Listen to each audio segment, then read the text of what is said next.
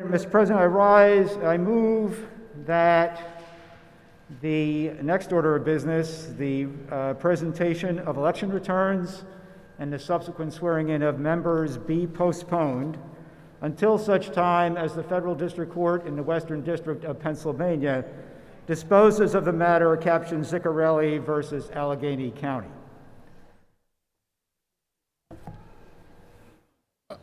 Mr. President, this motion is necessary because while 25 members of the state Senate have been duly elected to this chamber in the past election in November, and therefore should be sworn in today in this chamber, as would ordinarily be the course, that is not going to happen.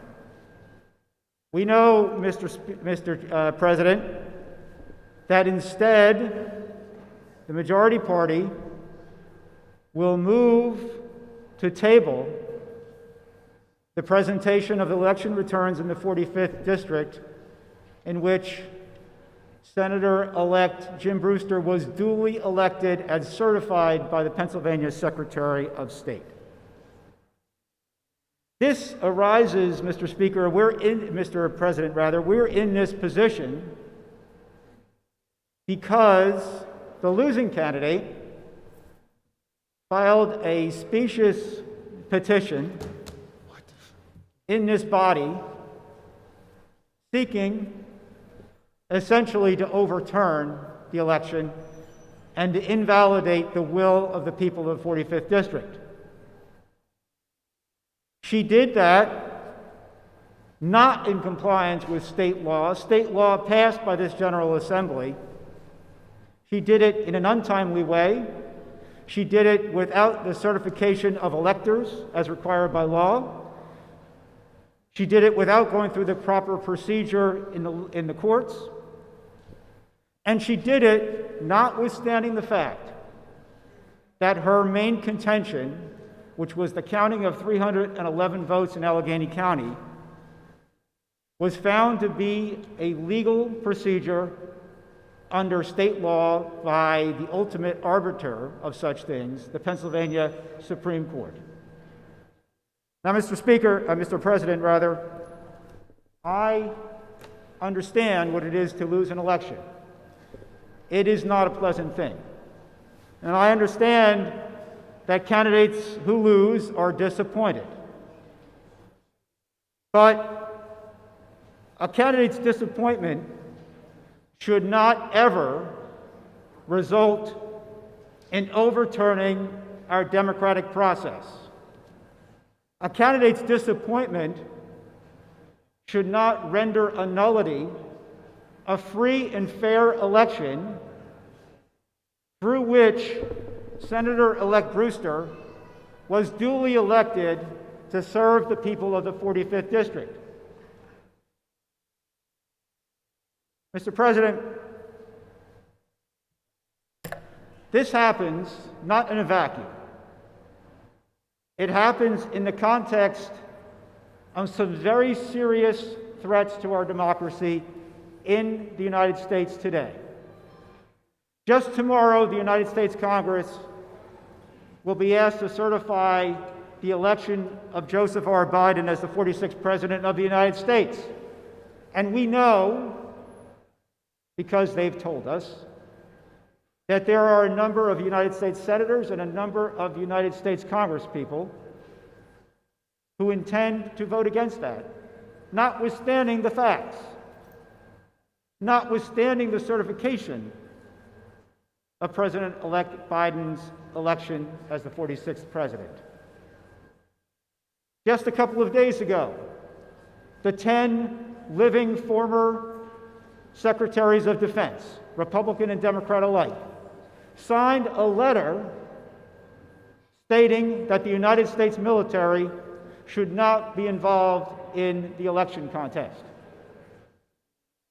An act that should be self-evident, and up until this point in our history, an unthinkable need to actually state in a letter. We can only surmise that they did so because of some credible threat that such an action would be requested. Yes, Mr. President, we are at a moment, a dangerous moment in our country's history, in which the very foundations of our democracy are under attack. No less so here in the Commonwealth of Pennsylvania, where this body is going to be asked to set aside a duly elected member because of a specious claim, not a claim of fraud, not a claim of malfeasance, but a claim in which the claimant has already lost in court, both state and federal court. A claim regarding the counting of legitimate votes. Mr. President, this can never be the basis of this body not seating a member. This body, under Pennsylvania law, has the authority to judge the qualifications of a member of this chamber.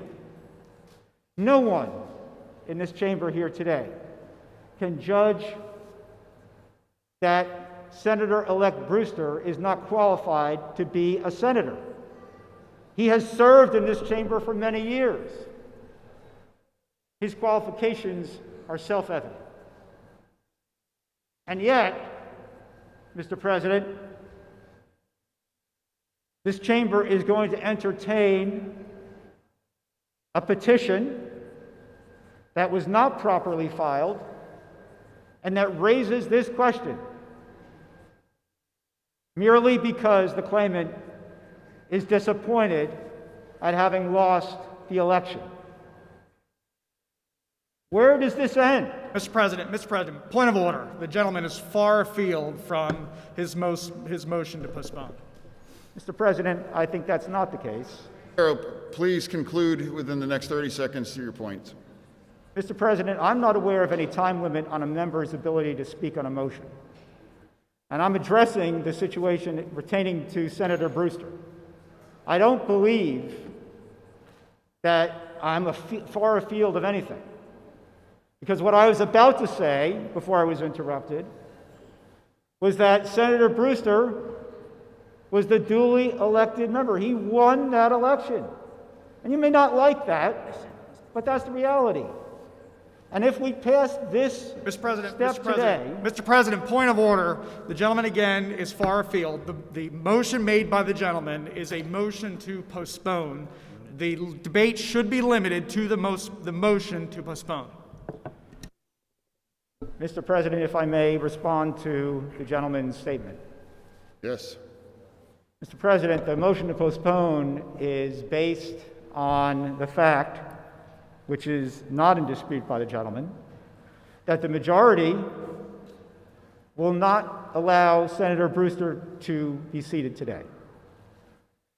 And the purpose of my motion is to say simply that if Senator Brewster, who's duly elected, is not going to be allowed to be seated, point of order. The majority has not made that motion. The majority does not have a motion on the floor, so it's conjecture. The gentleman has made a motion to postpone, and the debate should be limited to the gentleman's motion to postpone. If there is any question, hypothetically, Mr. President, about any member not having his or her election returns read today and therefore sworn in, then no member should have their election returns read today and be sworn in until the problem that allegedly exists with respect to that one member is resolved. That is why I've made this motion to postpone, and that is why the presentation of the election returns should be postponed until the resolution of the matter in front of the Western District Court of the Federal Court. Mr. President, Mr. President. Go ahead. I'd like to offer a motion to lay the gentleman's motion on the table.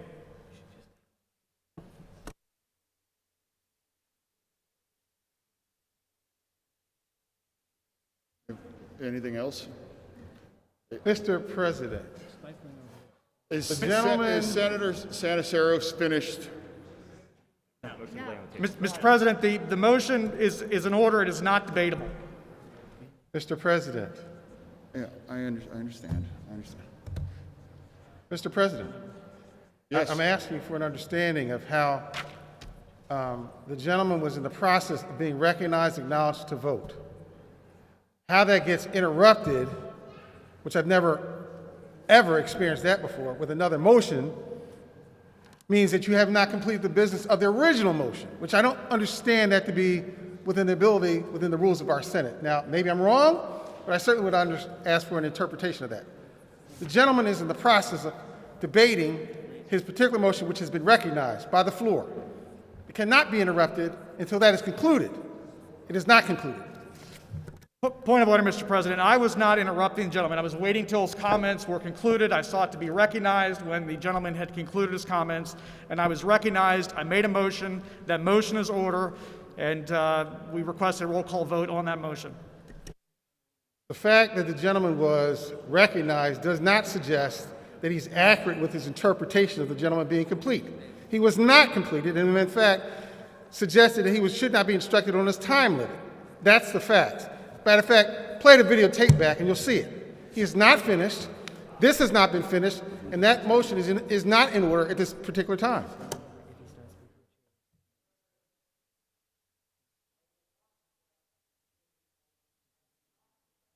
My remarks, and as a consequence had not yielded the floor, and as a consequence the gentleman's motion is out of order. Okay.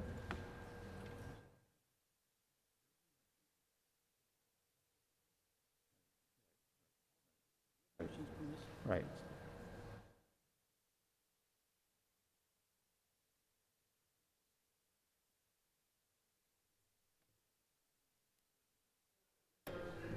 I am not, Mr. President.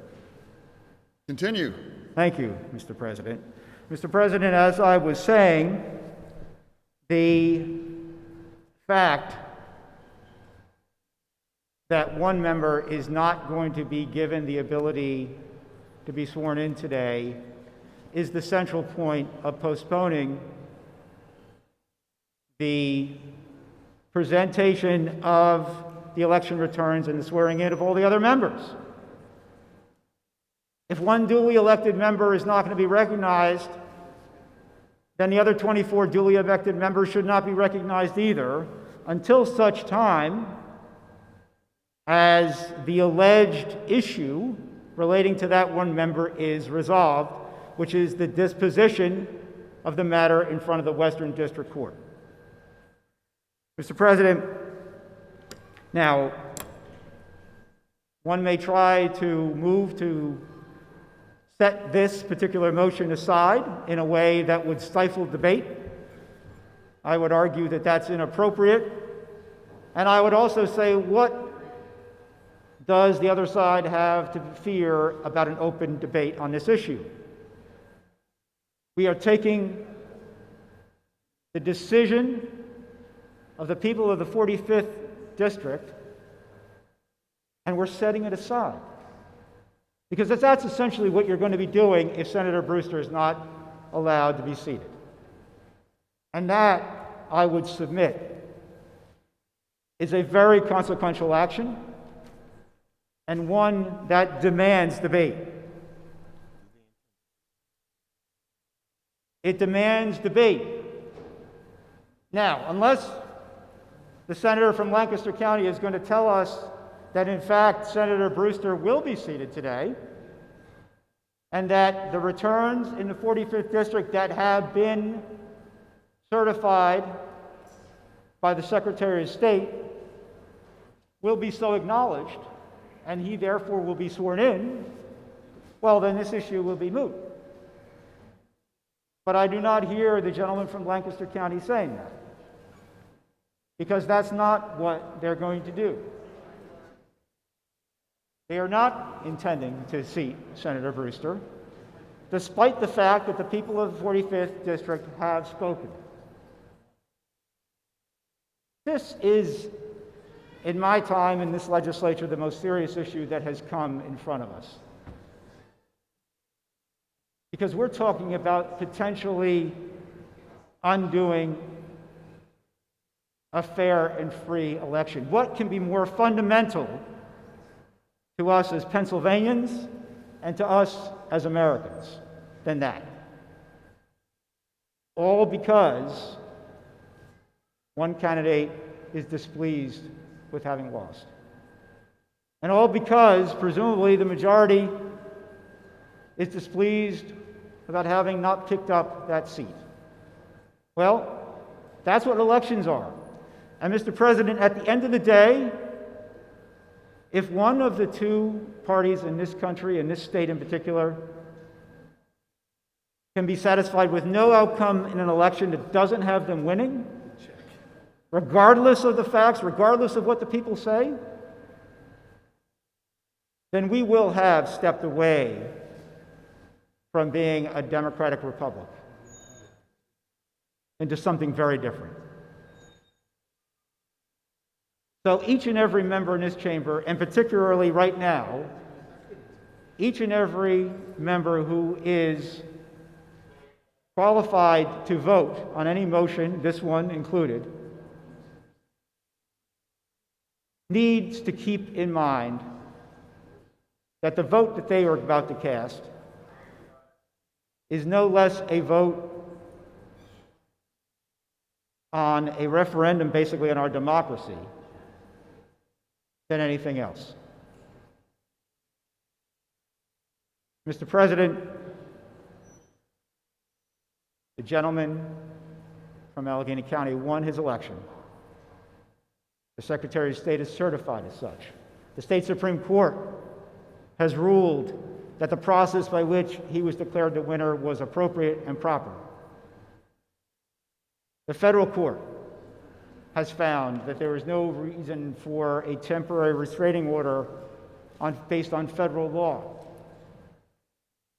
because there is no equal protection issue that the losing candidate has raised here, because the law was applied equally to both Senator Brewster and his erstwhile opponent. Mr. President, this body right now, the 25 members who may do so, should vote on this motion to postpone, and we should wait. If Senator Brewster is not going to be given the privilege of a seat on the floor today, to have the election results presented and the members sworn in until such time as the majority party is willing to consent to acknowledge the reality, which is that he was duly and freely elected by the people of the 45th District.